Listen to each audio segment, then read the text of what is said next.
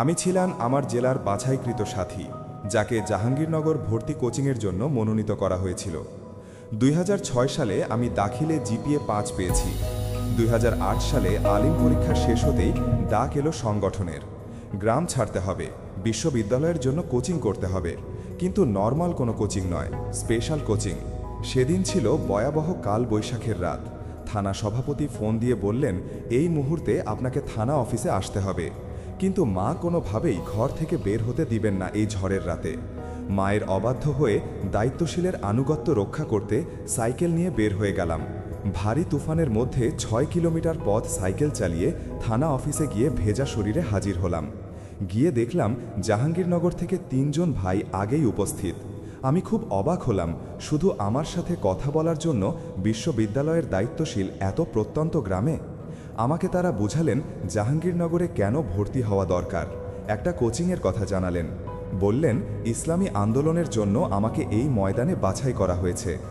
আমিও সিদ্ধান্ত নিয়ে নিলাম, কিন্তু ভর্তি হতে যে টাকার প্রয়োজন সেই টাকা আমার কাছে ছিল না। মাকে নিয়ে ঢাকায় আসলাম। মা আমাকে নিয়ে মামার কাছে গেলেন। মামা বিরাট শিল্পপতি, কয়েকটা ফ্যাক্টরির মালিক। মামা কোনোভাবেই আমাকে পড়াশোনা করানোর জন্য রাজি হলেন না। তখন শিবিরের কেন্দ্রীয় সেক্রেটারি জেনারেল ছিলেন আমার জেলার। আমি তার সাথে দেখা করলাম। উনি ইসলামী ব্যাংক থেকে 5,000 টাকার অনুদান নিয়ে পাঠিয়ে দিলেন জাহাঙ্গীরনগরের কোচিংয়ে। এক অন্যরকম পরিবেশ, সারা দিন শুধু পড়ালেখা, নামাজ, পরীক্ষা, 3 বেলা খাওয়া আর 5 ঘন্টা ঘুমানো। জানালার পর্দাটাও সরানো নিষেধ ছিল, ফোনে কথা বলা নিষেধ। সারা দিন পড়াশোনার পর রাতে আল্লাহর কাছে ফরিয়াদ, হে আল্লাহ, তুমি জাহাঙ্গীরনগরের ময়দানকে ইসলামের জন্য কবুল করো এবং আমাকে সেই ময়দানের জন্য কবুল করো। মাস দুয়েক কোচিং করার পর মামা জানতে পেরে যায় আমি শিবিরের সেক্রেটারি জেনারেলের সহায়তায় কোচিং করছি। মামা ছিলেন প্রচণ্ড শিবির বিদ্বেষী। মামা আমার মাকে হুমকি দিলেন, আমাকে কোচিং থেকে বের করে নিয়ে আসতে বললেন। মামার ফ্যাক্টরিতে চাকরিতে যেতে হবে বলে বাধ্য করলেন, না হলে আমাদের ফ্যামিলিতে আর 1 টাকাও দিবেন না। আমার মা কান্নাজড়িত কণ্ঠে আমাকে বলল, তুই আর পড়াশোনা করিস না বাবা, তোর মামার কথা শোন, আমাদের আর কোনো উপায় নেই। আমার বাবা একজন প্রতিবন্ধী, কোনো মতে সংসার চলছিল মামার সহযোগিতায়। তাই সেদিন পরিবারের জন্য নিজের স্বপ্নের কুরবানি দিয়ে দিই। বাধ্য হয়ে কোচিং ছেড়ে দেওয়ার সিদ্ধান্ত নিই। কোচিংয়ের হাউস পরিচালককে জানিয়ে দিলাম পরের দিন সকালে চলে যাব। সারা রাত ঘুমাতে পারিনি।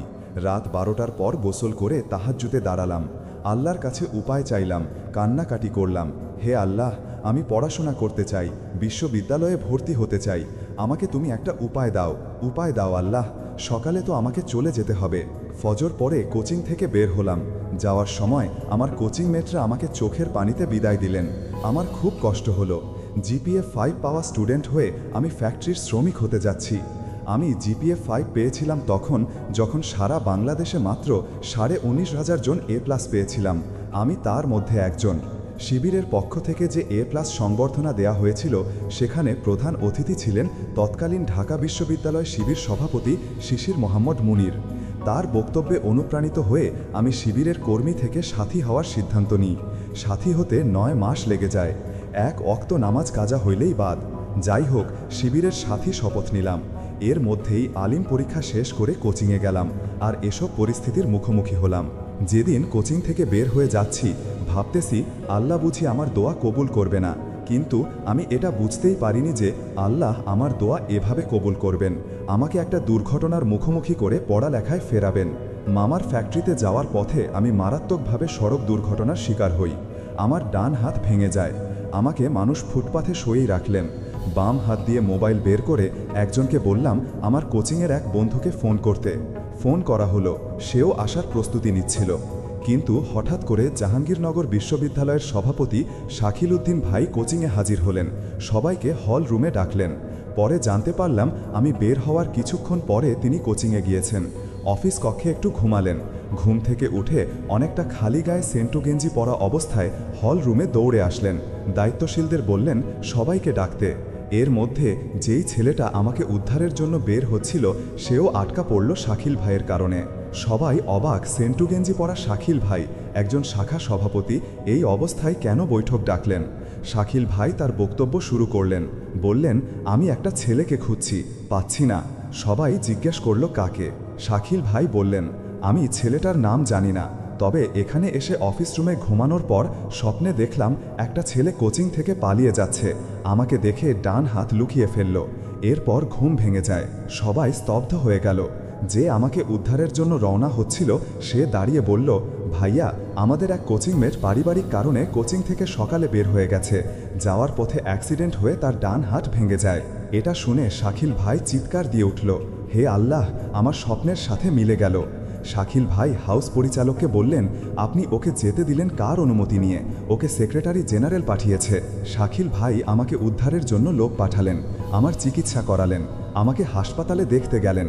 আসার পথে কোচিংয়ে নিয়ে আসলেন, বললেন, তোমার কোনো টাকা পয়সা লাগবে না, সব ফ্রি, তুমি কোচিং করো। আমি আবার কোচিং শুরু করলাম। আমার অ্যাক্সিডেন্টের খবর শুনে মামাও কিছুটা নর্মাল হলেন। আমি আল্লাহর কাছে শুকরিয়া আদায় করলাম, আল্লাহ আমাকে ফিরিয়েছেন। কোচিংয়ের সাপ্তাহিক পরীক্ষা সবাই লিখিত দিত। আমার যেহেতু ভাঙা হাত, আমি মুখে পড়া বলতাম। আমার পরীক্ষা মৌখিক হতো।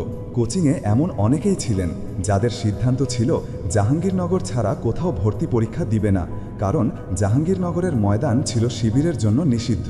পরীক্ষার আগে আল্লাহর রহমতে আমার হাত ভালো হয়ে গেল। আমি ফিলোসফিতে 19তম হলাম। যথারীতি ভাইভাতে অ্যাটেন্ড করলাম, কিন্তু ভাইভা বোর্ড থেকে আমাকে বের করে দেয়া হলো। ভাইভা বোর্ডে বলা হলো, মাদ্রাসা এবং কারিগরি মিলে একজন নেওয়া হবে, আপনার আগে আরও 4 জন আছে। যাই হোক, আমি ভর্তি হতে পারলাম না। যুগের পর যুগ জাহাঙ্গীরনগর বিশ্ববিদ্যালয়ে মাদ্রাসা শিক্ষার্থীদের প্রতি এই জুলুম করত তারা। সেই জাহাঙ্গীরনগরের জন্য সব সময় দোয়া করতাম, আল্লাহ, তুমি এই ময়দানকে কবুল করো। আল্লাহ আজকে বিজয় দিলেন। যেই ক্যাম্পাসে শিবিরকে অন্যায়ভাবে নিষিদ্ধ করা, সেখানে শিবিরের ভূমিধস বিজয় হলো। আল্লাহু আকবার। আল্লাহর কাছে হাজার কোটি শুকরিয়া।